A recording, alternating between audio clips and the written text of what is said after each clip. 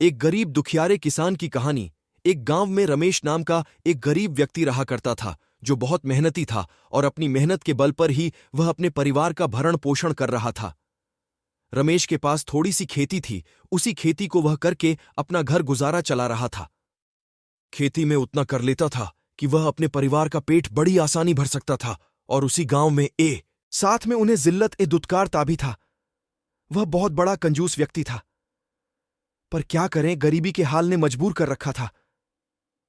आधा गांव उसके खेत खलियान में ही काम करता था।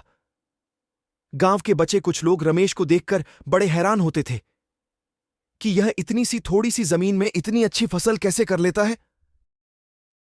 उसी साल गांव में भयंकर तबाही हुई। खूब आंधी तूफान। एक अमीर शहजादा रहा करता था। शहजादे की पैतृक संपत्ति उसके पास थी। खेत खलियान संपत्तियां भी उसके पास में खूब सारी थीं। बेशुमार धन दौलत, सब कुछ था। उसके पास जितना बड़ा उसका खजाना था, उतना ही छोटा उसका दिल था। वह मजदूरों से खूब काम तो करवाता, पर पैसे के नाम पर उन्हें कम पैसे ही देता। और बारिश सब कुछ आया और सब कुछ तहस नहस करके चला गया।